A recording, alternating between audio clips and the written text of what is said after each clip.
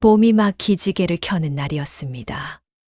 경기도 어느 산골 고을, 초록이 막 물오르기 시작한 들녘 끝자락에 작은 씨름판이 열렸습니다. 관중들의 함성이 흙먼지와 뒤섞여 하늘로 올라가고 씨름판 한가운데 두 팔을 넓게 벌린 사내가 우뚝 서 있었습니다. 그 이름은 만복이었습니다. 어깨는 소 멍에를 걸어도 될 만큼 넓었고 두 다리는 팽이나무 밑둥처럼 굵었습니다. 마을 사람들은 그를 두고 황소도 넘어뜨리겠다고 했지만 정작 만복 본인은 씨름판보다 논밭이 더 익숙한 사내였습니다. 혹시 이런 마음 아시겠습니까? 세상 누구도 당할 자 없다 여겼는데 어느 날 난데없는 상대가 나타나 그 믿음을 뿌리째 흔들어 놓을 때에 그 당혹스러운 말입니다. 만복이 상대를 하나씩 들어 맺히는 동안 씨름판 가장자리 느티나무 아래 낯선 사내 하나가 조용히 앉아 있었습니다. 바지 저고리는 허름했고 갓은 삐뚤어져 있었으며 얼굴에는 입꼬리가 약간 올라간 묘한 미소가 걸려 있었습니다. 그런데 이상한 일이었습니다. 아무도 그 사내가 언제 앉았는지 기억하는 이가 없었습니다. 그날 씨름판을 휩쓴 만복이 상품으로 받은 황소 한 마리를 끌고 발걸음을 옮기려는 참이었습니다. 그때 느티나무 그늘에서 그 낯선 사내가 천천히 일어섰습니다. 장사님, 나하고도 한 판 겨루어 보시겠습니까? 목소리가 묘했습니다. 크지도 않았는데 씨름판을 가득 채운 소음을 뚫고 만복의 귓속으로 똑똑히 파고들었습니다. 만복은 그 사내의 눈을 보았습니다. 사람의 눈이라기엔 너무 또렷하고 짐승의 눈이라기엔 너무 따뜻한 눈이었습니다. 그런데 그날 밤 만복은 그 낯선 사내의 얼굴을 떠올리며 이상한 생각을 지울 수가 없었습니다. 분명 사람이었는데 어째서 그림자가 없었을까 하고 말입니다. 그 이튿날 새벽이었습니다. 닭이 울기도 전 만복이 지게를 지고 산길을 오르는데 안개 속에서 누군가 앞서 걷고 있었습니다. 어제의 그 사내였습니다. 만복은 걸음을 멈추었습니다. 심장이 쿵 하고 내려앉았습니다. 사내에 발 아래 풀잎이 아침 이슬에 젖어 있었는데 발자국이 찍히지 않았습니다. 사내가 뒤를 돌아보았습니다. 여전히 그 미소였습니다. 놀라지 마십시오. 해는 끼치지 않을 것입니다. 만복의 손에는 지게 작대기가 쥐어져 있었습니다. 두 주먹은 하얗게 질렸습니다. 그러나 이상하게도 발은 움직이지 않았습니다. 도망쳐야 한다는 것을 알면서도 다리가 말을 듣지 않았습니다. 사내가 말을 이었습니다. 저는 이 산에서 오래 살았습니다.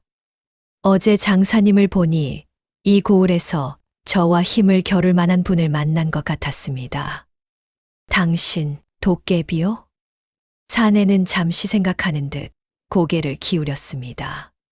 그리고 담담하게 대답했습니다. 도깨비라는 이름이 싫지는 않습니다. 허나 저도 그저 이 세상에 오래 깃들어 사는 것일 뿐이지요. 만복은 그 대답이 무슨 뜻인지 알 수 없었습니다.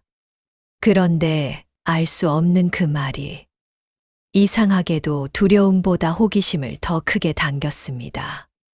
사내가 먼저 손을 내밀었습니다. 참나무 껍질처럼 거칠고 돌덩이처럼 단단한 손이었습니다. 한번 붙어 보시겠습니까, 장사님? 만복은 손을 잡았습니다. 그 순간 산 전체가 흔들리는 것 같았습니다. 그날부터 싸움이 시작되었습니다. 그러나 그것은 말 그대로 이상한 싸움이었습니다. 새벽마다 산 중턱 소나무 숲 빈터에서 두 사람이 맞붙었습니다. 만복이 있는 힘껏 상대를 들어 올리면 도깨비는 공중에서 뒤집혀 사뿐히 땅에 내렸습니다. 도깨비가 만복의 허리를 잡아 돌리면 만복은 나무에 부딪히며 나뒹굴었습니다. 그런데도 둘 다 웃었습니다. 이기는 쪽도 없었고 지는 쪽도 없었습니다. 숲속이 두 사람의 거친 숨소리와 땅을 치는 소리로 가득 찼습니다. 아침 이슬이 수북이 쌓인 풀잎들이 발에 밟혀 눌렸습니다. 멀리 뻐꾸기 소리가 들렸습니다. 만복은 생각했습니다. 이것이 무엇인지 모르겠다고. 도깨비를 이길 수도 없고 그렇다고 피하고 싶지도 않았습니다. 다만 이 빈터에 오는 새벽만큼은 온몸에 피가 살아 돌아가는 느낌이었습니다. 어느 날은 만복이 도깨비에게 물었습니다.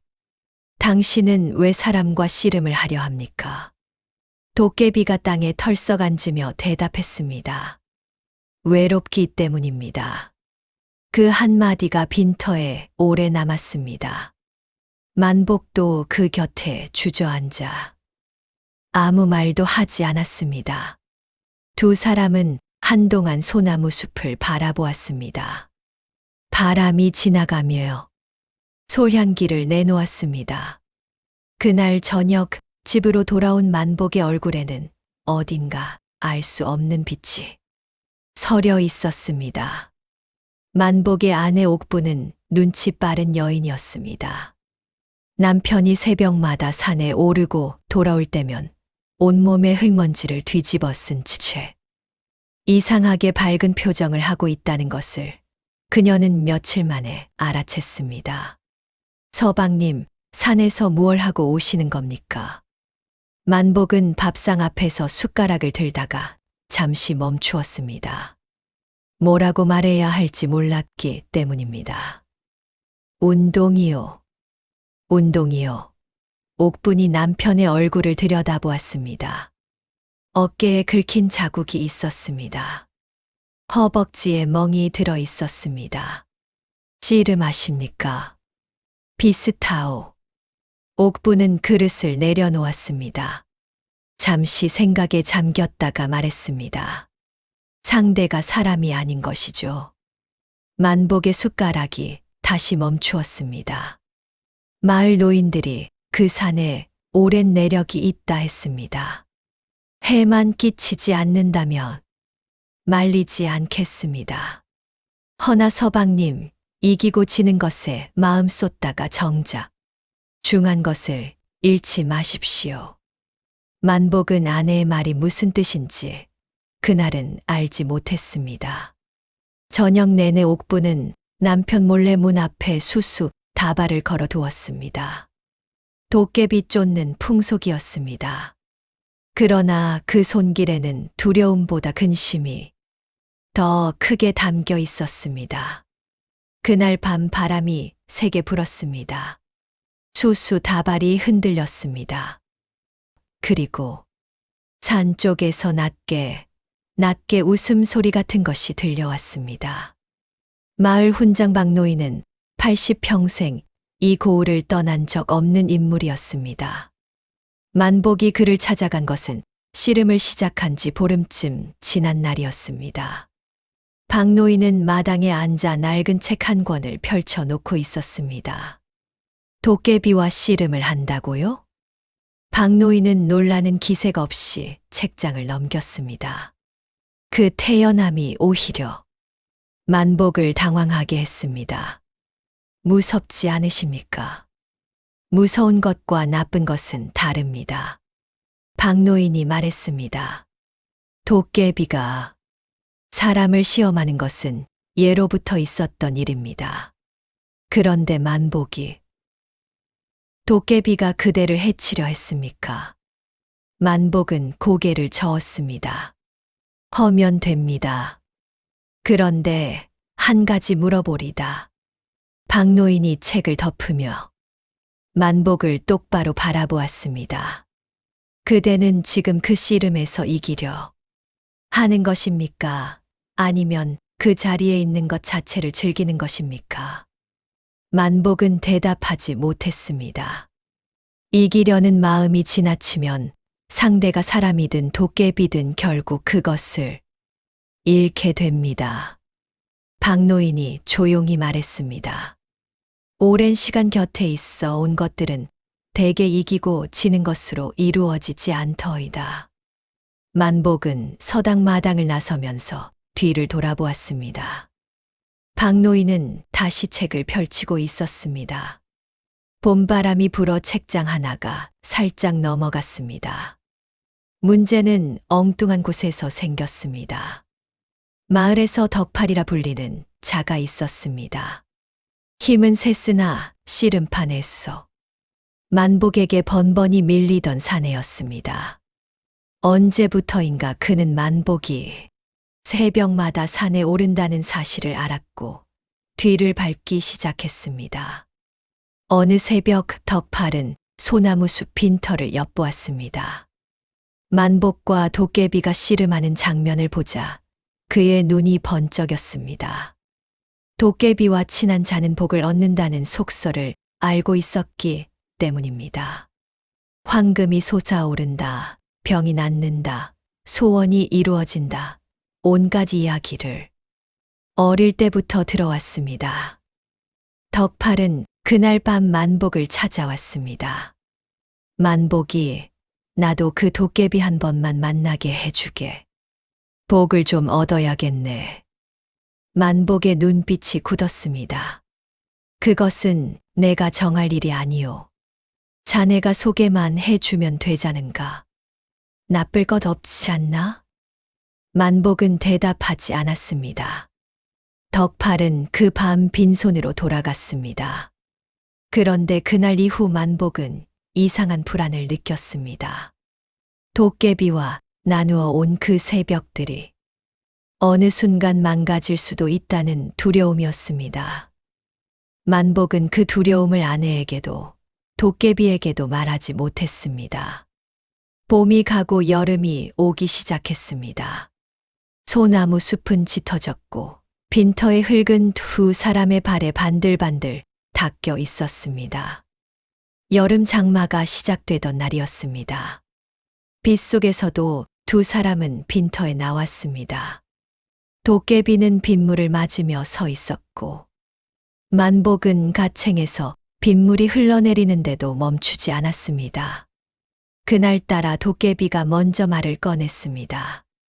만복 장사, 나에게 무언가 물어보고 싶은 게 있지요. 만복이 빗속에서 잠시 망설였습니다. 당신은 왜 이 산을 떠나지 않습니까? 도깨비가 빗속에서 위를 올려다보았습니다. 이 산에 묻어둔 것이 있습니다. 무엇을요? 오래전에 친했던 사람의 무덤입니다. 도깨비가 조용히 말했습니다. 100년쯤 됩니다. 빗소리가 잠시 모든 것을 덮었습니다. 만복은 빗속에 서서 도깨비의 옆 얼굴을 바라보았습니다. 처음 만났을 때 느꼈던 사람인 듯 사람이 아닌 느낌이 다시 떠올랐습니다. 그런데 이번에는 두려움이 아니라 말 못할 먹먹함이 가슴 안으로 밀려왔습니다. 집에 돌아온 만복은 옥분에게 그 이야기를 했습니다. 옥분은 아무 말 없이 남편의 빗물 맞은 옷을 벗겨주었습니다. 외로운 것들은 다 어디서든 혼자 오래 버티고 있군요. 옥분의 그 말이 만복의 가슴에 내려앉아 오래 남았습니다. 창밖에 빗소리가 계속되었습니다. 그해 가을 씨름판이 다시 열렸습니다. 고을의 큰 씨름판이었습니다. 여러 마을에서 장사들이 몰려왔고 만복의 이름은 이미 소문나 있었습니다. 사람들은 만복이 나설 때마다 환호했습니다. 그런데 만복의 눈빛이 달라져 있었습니다. 상대를 이길 때 예전처럼 이를 악물지 않았습니다. 힘이 빠진 게 아니었습니다. 무언가 달라진 것이었는데 만복 스스로도 무엇이 달라진 것인지 몰랐습니다. 씨름판이 끝난 뒤 군중 속에 도깨비가 서 있었습니다. 역시 삐뚤어진 갓과 허름한 바지 저고리 차림이었습니다. 잘하셨습니다. 만복이 고개를 끄덕였습니다. 그런데 오늘은 조금 아쉬웠습니다. 도깨비가 말했습니다. 무엇이요? 예전에 만복 장사는 이기는 것보다 씨름 자체를 즐겼습니다. 오늘은 이기는 것을 먼저 생각하는 것 같았습니다. 만복은 그 말을 듣고 한동안 아무 말도 못했습니다. 군중은 이미 씨름판을 떠났고 두 사람만 빈 모래판 앞에 서 있었습니다. 바람이 불어 모래가 작게 일었습니다. 만복은 그날 밤 오래 잠들지 못했습니다. 덕팔이 다시 찾아온 것은 그로부터 얼마 뒤였습니다. 이번에는 혼자가 아니었습니다. 마을 사람 몇이 뒤를 따랐고 덕팔의 눈빛은 예전보다 날이 서 있었습니다. 만복이 자네가 도깨비와 짜고 씨름판을 독차지하고 있다는 소문이 돌고 있네. 만복이 말했습니다. 그런 일 없소. 도깨비한테 힘을 얻어 무적이 됐다. 마을 사람들이 그렇게 말하네. 만복의 얼굴이 굳었습니다. 가슴 안에서 무언가가 단단하게 뭉쳤습니다. 억울함인지 분노인지 아니면 도깨비와의 새벽을 더럽히는 그 말들에 대한 저항인지 알 수 없었습니다. 도깨비가 나에게 준 것은 힘이 아니오. 만복이 낮게 말했습니다. 그게 무엇인지 당신들이 알 필요도 없소. 덕팔의 눈이 좁아졌습니다. 그럼 오늘 당장 나와 한판 붙어보세. 진다면 그 도깨비한테 받은 힘을 인정하는 거고. 만복은 눈을 감았습니다. 박노인의 말이 떠올랐습니다. 이기려는 마음이 지나치면 결국 그것을 잃게 됩니다. 만복이 눈을 떴습니다. 좋소. 그리고 그날 만복은 덕팔에게 졌습니다. 만복이 진 것은 힘이 부족해서가 아니었습니다.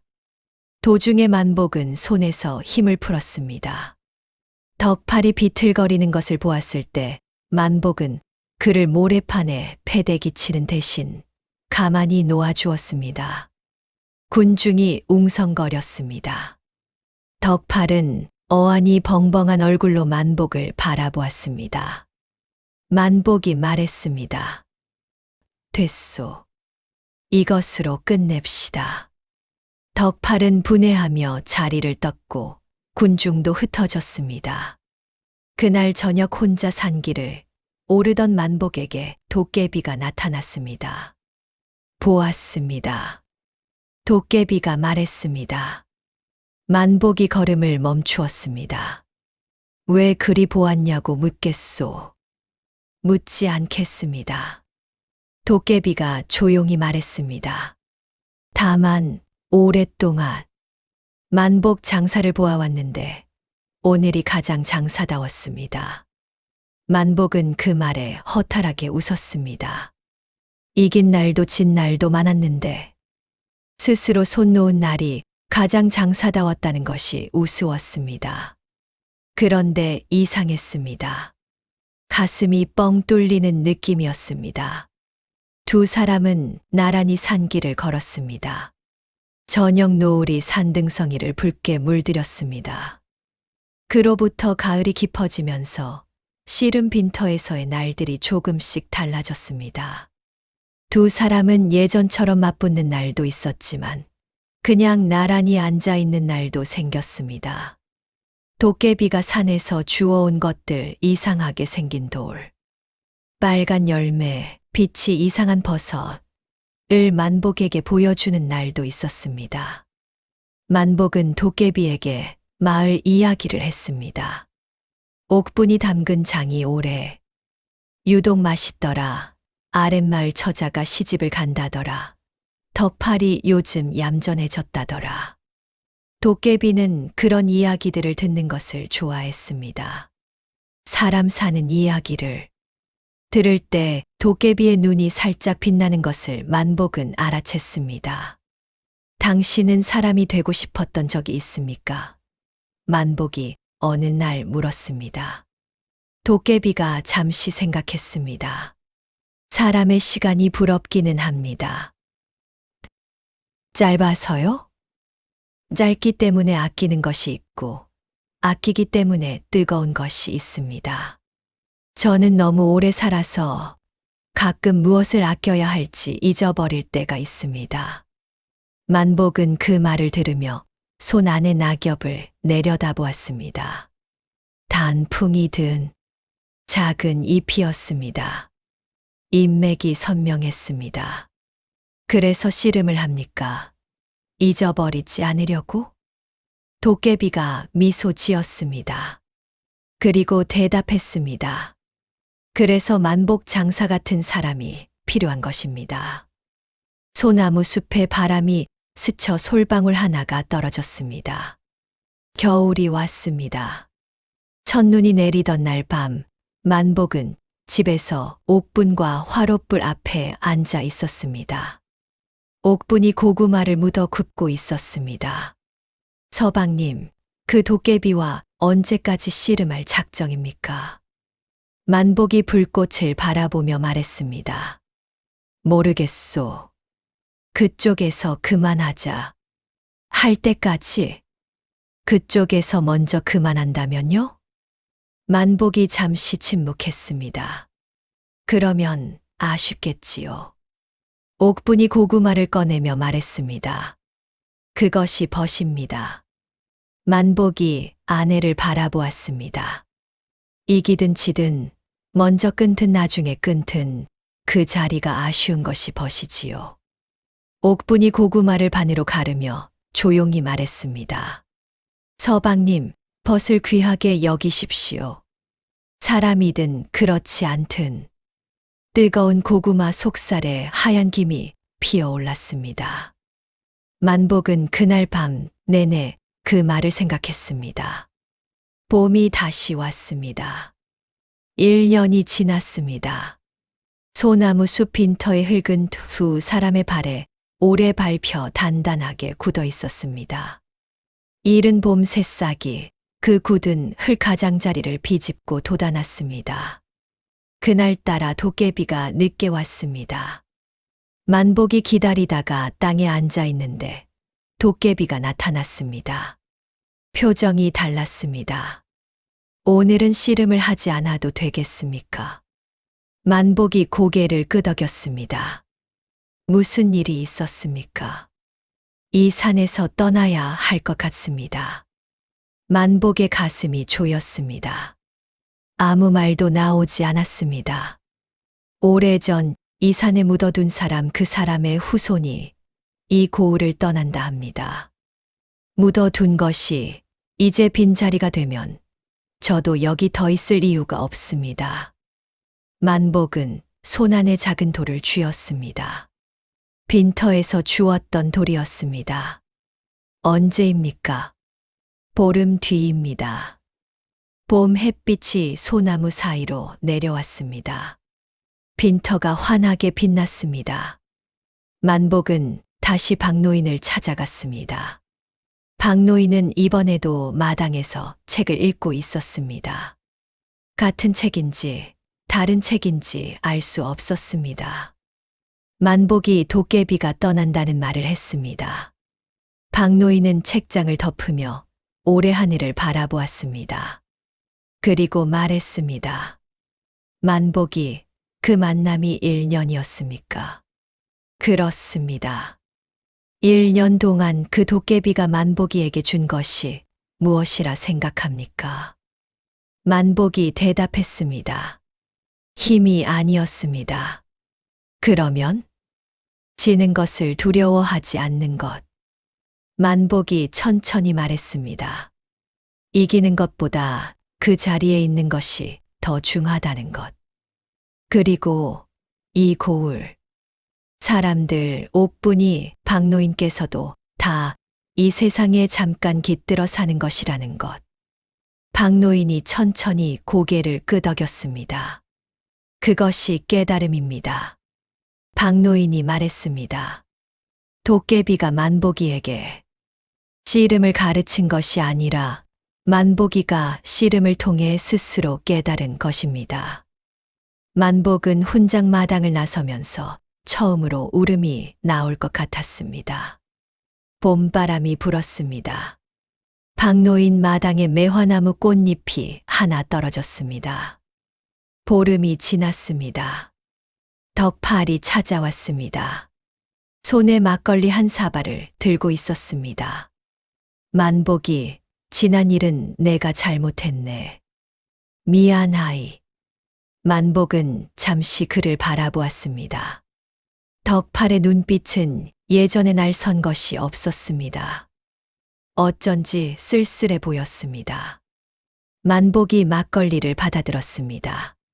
그런 말 하기 쉽지 않았을 텐데. 덕팔이 코끝을 긁적였습니다. 나도 씨름 좋아하는 사람이요. 자네 씨름이 진짜라는 거 알았어. 도깨비가 어떻고 가 아니라. 두 사람이 마당에 앉아 막걸리를 나눠 마셨습니다. 그날 만복은 덕팔에게 소나무 숲 빈터 이야기를 해 주었습니다. 도깨비와의 씨름 이야기를 처음으로 남에게 말했습니다. 덕팔은 들으면서 한 번도 말을 자르지 않았습니다. 다 듣고 나서 한참 후에 말했습니다. 부러운 일이네. 저녁이 되었습니다. 먼 산에 석양이 걸렸습니다. 그날 밤 늦게 만복은 혼자 산길을 올랐습니다. 소나무 숲 빈터에 이르렀을 때 도깨비는 거기 있었습니다. 마지막 밤이었습니다. 두 사람은 말없이 한판 씨름을 했습니다. 봄 밤 공기가 차고 맑았습니다. 두 사람의 숨소리가 빈터를 가득 채웠습니다. 달이 밝았습니다. 이기는 쪽도 없었고 지는 쪽도 없었습니다. 1년 전 처음처럼 씨름이 끝나고 두 사람은 나란히 빈터에 앉았습니다. 도깨비가 말했습니다. 만복 장사 처음 보았을 때 이 고을에서 처음으로 저와 겨룰 만한 분을 만났다 했습니다. 기억합니다. 그 말이 틀렸습니다. 도깨비가 말했습니다. 겨룰 만한 분이 아니라 벗이 될 만한 분을 만난 것입니다. 만복이 아무 말도 하지 않았습니다. 눈이 뜨거워지는 것을 느꼈습니다. 날이 밝아오기 시작했습니다. 도깨비가 일어섰습니다. 빈터를 한번 돌아보았습니다. 소나무들이 아침 빛 속에 서 있었습니다. 그리고 안개 속으로 천천히 걸어 들어갔습니다. 만복은 그 자리에 오래 앉아 있었습니다. 빈터에 단단한 흙을 손바닥으로 짚었습니다. 1년 내내 두 사람이 밟아 굳힌 흙이었습니다. 봄 햇살이 소나무 사이로 내려왔습니다. 처음 도깨비가 앉아있던 느티나무 그늘에 아무것도 없었습니다. 다만 이른 봄 새싹 하나가 거기서 돋아나고 있었습니다. 만복은 손바닥에 흙을 털지 않은 채 천천히 일어섰습니다. 집으로 내려가는 산길, 아침 새소리가 가득했습니다. 여러분께 여쭤보고 싶습니다. 살아오면서 이기거나 지는 것보다 그 자리에 함께 있었다는 것 자체로 마음이 따뜻해진 인연이 있으십니까? 어떤 만남이든 결국 남는 것은 이긴 기억이 아니라 함께 숨 쉬었던 그 시간인지도 모릅니다. 오늘 떠오른 그 얼굴에 아직 늦지 않았다면 한 번 더 다가가 보시겠습니까? 이 이야기가 마음에 드셨다면 구독과 좋아요로 지혜의 등불 곁에 함께해 주십시오.